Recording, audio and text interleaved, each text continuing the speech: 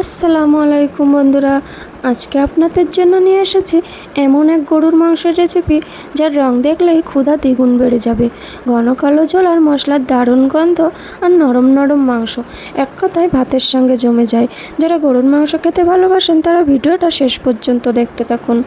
চলুন তাহলে শুরু করা যাক আজকের এই অসাধারণ দারুণ একটা মজার রেসিপি। সবার প্রথমে আমি এখানে গরুর মাংস নিয়েছি। ছোট ছোট করে আমি এখানে গরুর মাংসগুলো কেটে পিস করে নিয়েছি। এরপরে আমি একটা প্রেসার কুকারের মধ্যে পরিমাণ মতো তেল দিয়ে দিব। তেলটা হালকা গরম হয়ে গেলে এর মধ্যে আমি কিছু খাড়া মশলা অ্যাড করে দিব। দেখুন এখানে এলাচ, লং আর ডালচিনি দিয়ে দিয়েছি। একটু গরম হয়ে গেলে এর মধ্যে আমি 3টা কাঁচা লঙ্কা দিয়ে দিব। কাঁচা লঙ্কাটা একটু ভালো করে ভেজে নিতে হবে। দেখুন একটু ফ্রাই হয়ে গেছে। এর মধ্যে আমি এবার পেঁয়াজ কুচি দিয়ে দেব। আমি এখানে 3টা পেঁয়াজ কুচি দিয়েছি। পেঁয়াজটা নাড়াচাড়া করে ভালোভাবে ফ্রাই করতে হবে। একটু জলদি ফ্রাই হওয়ার জন্যে আমি এখানে আধা চামচ লবণ দিয়ে দিব। লবণটা দিলে ভালোভাবে ফ্রাই হয়ে যায় জলদি। ব্যাস, লবণটা দিয়ে আমি ভালো করে নাড়াচাড়া করে নিব। দেখুন আমাদের পেঁয়াজের কালারটা একটু চেঞ্জ হয়ে এসেছে। এর মধ্যে আমি এবার আদা রসুন পেস্ট দিয়ে দিব। পেঁয়াজ আর আদা রসুন পেস্টটা আর একটু ভালো করে ফ্রাই করতে হবে। ব্যাস, আমাদের পেঁয়াজ আর আদা রসুনের পেস্টটা একদম পারফেক্টলি ফ্রাই হয়ে গেছে।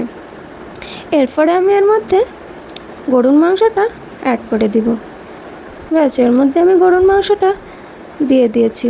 এবার ভালোভাবে ভাজা ভাজা করতে হবে। গরুর মাংসটা তেলের মধ্যে কিন্তু 1 থেকে 2 মিনিট ফ্রাই করতে হবে, নাহলে কিন্তু মাংসের কালারটা ভালো আসবে না। এবার আমি ভালোভাবে গরুর মাংসটা ফ্রাই করে নিব।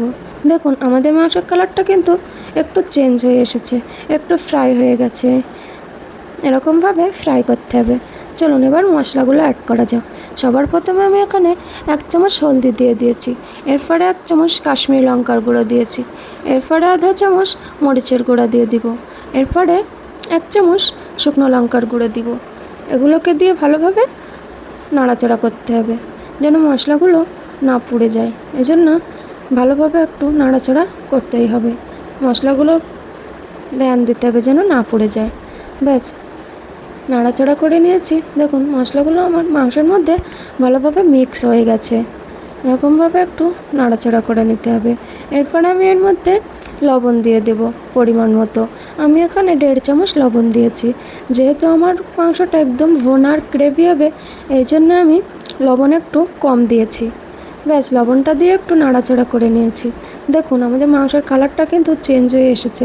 মশলাগুলো মাংসের মধ্যে ভালোভাবে মেখে গেছে, কালারটাও চেঞ্জ হয়ে এসেছে। এরপরে আমি পানি অ্যাড করে দিব। আধা গ্লাস পানি অ্যাড করে দিয়েছি। ব্যাস, পানিটাকে দিয়ে আমি ভালোভাবে নাড়াচাড়া করে নেব। 2 থেকে 3 মিনিট মাংসটা আমি কষিয়ে নিব। একদম মশলাগুলো গ্রেভি হওয়া পর্যন্ত আমি মাংসগুলোকে কষাতে থাকবো। দেখুন আমাদের মাংসটা কি সুন্দর একটা গ্রেভি ভাব এসে গেছে। কালারটাও কিন্তু অনেকটাই চেঞ্জ হয়ে এসেছে। মাংসগুলোকে ভালোভাবে নাড়াচাড়া করতে হবে যেন মশলাগুলো তলায় না লেগে যায়। দেখুন আমাদের মাংসের কালারটা অনেকটা চেঞ্জ হয়ে এসেছে।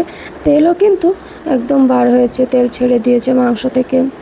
একটু নাড়াচাড়া করে আমরা এর মধ্যে গরম মশলা অ্যাড করে দিব আর অ্যাড করে দিব মিট মশলা। এগুলোকে দিয়ে আমি একটু আরও 1 মিনিট নাড়াচাড়া করে নিব। ব্যাস, এগুলো দিয়ে একটু নাড়াচাড়া করতে হবে। দেখুন মশলার কালারটা একদম কালো ভাব এসে গেছে। এর মধ্যে আমি 1 গ্লাস পানি অ্যাড করে দিব। পানিটা অ্যাড করে আর একটু নেড়ে চেড়ে আমি প্রেসার কুকারের ঢাকনাটা লাগিয়ে দিব। দেখুন একটু নাড়াচাড়া করে নিয়েছি। এরপরে প্রেসার কুকারের ঢাকনাটা দিয়ে 3 থেকে 4টা ছিটি দিয়ে নিব। 3 থেকে 4টা ছিটিতে আমাদের গরুর মাংসটা হয়ে গেছে। এবার দেখে নেব কেমন হয়েছে। দেখুন আমাদের গরুর মাংসের কালারটা কি সুন্দর হয়েছে আর গ্রেভিও ভাব। দেখুন এত সুন্দর গ্রেভি, দেখতেই জিভে পানি এসে যাচ্ছে। দেখুন কি সুন্দর। আপনারাও এরকমভাবে গরুর মাংস ট্রাই করবেন বাড়িতে। দেখুন কি সুন্দর কালারটা আর গ্রেভি ভাবটাও দেখুন, এত সুন্দর দেখাচ্ছে, মনে হচ্ছে 1 প্লেট ভাত খেয়ে নিই। আলহামদুলিল্লাহ একদম রেডি হয়ে গেল আমাদের মজাদার গরুর মাংস। গরম ভাত, পোলাও কিংবা পরোটার সঙ্গে খেতে হবে দারুণ।